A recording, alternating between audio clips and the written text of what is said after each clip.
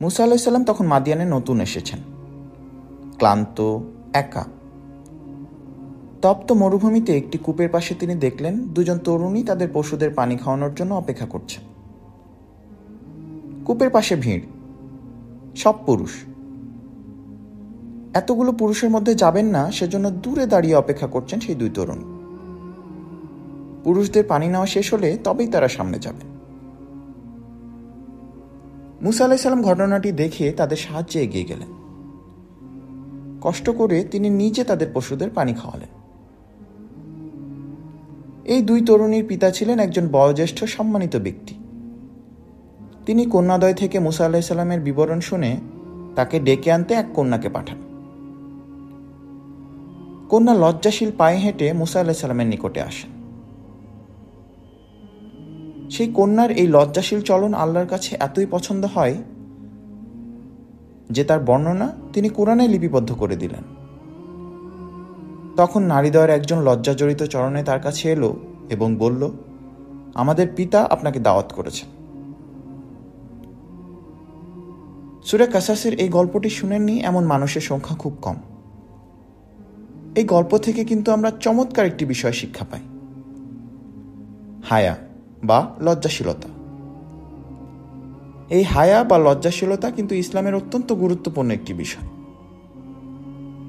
বুখারীতে বর্ণিত আছে, আল্লাহ রাসূল সাল্লাল্লাহু আলাইহি সাল্লাম বলেছেন, যদি তোমার হায়া বলে কিছু না থাকে তবে তোমার যা ইচ্ছা করো।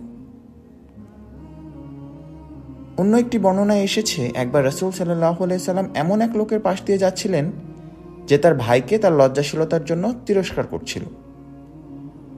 তখন তিনি সাল্লাল্লাহু আলাইহি সাল্লাম বললেন, ওকে ছেড়ে দাও, হায়া ঈমানের অংশ। কুরআন এবং সুন্নাহ ঠিক যেভাবে প্রত্যেক মুসলিম নারী পুরুষকে হায়া অবলম্বনে শিক্ষা দেয় তা অতুলনীয়। আমাদের প্রিয় নবী সাল্লাল্লাহু আলাইহি সাল্লাম অত্যন্ত লজ্জাশীল একজন মানুষ ছিলেন, যা সেই জাহিলিয়ার যুগে অত্যন্ত বিরল। বিখ্যাত সাহাবী উসমান রাদিয়াল্লাহু তাআলা আনহু এর হায়ের প্রশংসা করতে গিয়ে আল্লাহ রাসূল সাল্লাল্লাহু আলাইহি সাল্লাম বললেন, আমি কি তার ব্যাপারে লজ্জাশীল হব না যার ব্যাপারে ফেরেশতারা পর্যন্ত লজ্জাশীল? তবে আজ একবার আমাদের নিজেদের দিকে তাকানো জরুরি হয়ে উঠেছে। আজ আমরা আধুনিকতার অজুহাতে অনেক মূল্যবান জিনিস হারিয়ে ফেলেছি। আমরা আধুনিকতার নামে যা কিছু গ্রহণ করছি তা আসলে আমাদের আত্মপরিচয়কে মুছে দিচ্ছে। পোশাকের স্বাধীনতার নামে আমার মা বোনদের ইজ্জত নিয়ে খেলা চলছে। চলছে র্যাগ ডে, স্ট্যান্ড আপ কমেডির নামে অশ্লীলতা।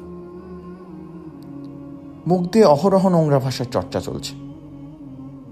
আমার বোনদের অবজেক্টিফাই করা হচ্ছে। যে স্ক্রিন এই অল্প কিছুদিন আগেও আমাদের জ্ঞান অর্জনের মাধ্যম ছিল, আজ তা হায়ার সবচেয়ে বড় শত্রু হয়ে উঠেছে। অশ্লীলতায় ভরপুর হয়ে উঠেছে আমাদের দিনগুলি।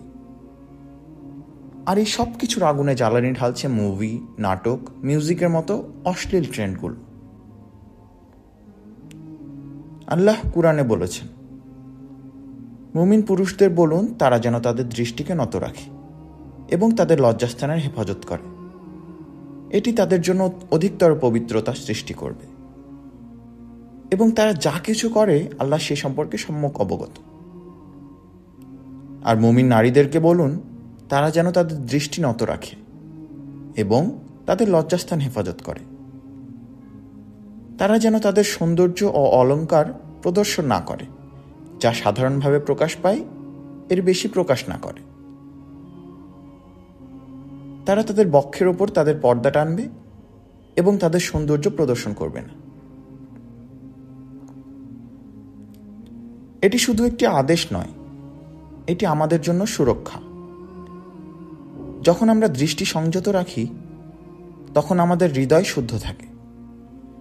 যখন আমরা নিজেদের লজ্জাস্থান রক্ষা করি তখন আমাদের তাকওয়া বৃদ্ধি পায়। প্রিয় নবী সাল্লাল্লাহু আলাইহি সাল্লাম বলেন, আল্লাহকে অনুরূপ লজ্জা করো যেমন কোনো লোক যথাযোগ্য স্বজন থেকে লজ্জা করে। আরবিতে হায়ার বিপরীতার্থক শব্দ হল ফাহিশা বা অশ্লীলতা। মহানবী সাল্লাল্লাহু আলাইহি সাল্লাম ইরশাদ করেন, যখন কোনো জাতির মধ্যে প্রকাশ্যে অশ্লীলতা ছড়িয়ে পড়ে তখন সেখানে মহামারী আকারে প্লেগ রোগের প্রাদুর্ভাব হয়। তাছাড়াও এমন সব ব্যাধির উদ্ভব হয় যা আগের লোকদের মধ্যে কখনো দেখা যায়নি। এছাড়াও লূত আলাইসাল্লাম এর কওমের ঘটনা আমাদের কারোই অজানা নয়। তো কিভাবে আমরা এই অশ্লীলতা থেকে রেহাই পেতে পারি এবং হায়া এবং তাকওয়া বাড়াতে পারি? প্রথমেই আমাদের দৃষ্টি সংযত রাখতে হবে। এরপরেই এমন পরিবেশ তৈরি করতে হবে যা আমাদের শালীনতায় উৎসাহিত করবে। আমাদের প্রযুক্তি ব্যবহারে সীমাবদ্ধতা আনতে হবে। আল্লাহর ভয় অন্তরে ধারণ করতে হবে, অর্থাৎ তাকওয়ার চর্চা করতে হবে। শেষ করব প্রিয় নবী সাল্লাল্লাহু আলাইহি সাল্লামের একটি ছোট্ট উপদেশ দিয়ে। আল্লাহ রাসূল সাল্লাল্লাহু আলাইহি সাল্লাম বলেন, যে ব্যক্তি আল্লাহ ও পরকালে বিশ্বাস করে সে যেন হায়াকে তার জীবনসঙ্গী করে নেয়। আমরা লজ্জাকে আমাদের জীবনসঙ্গী করতে পারবো তো নাকি?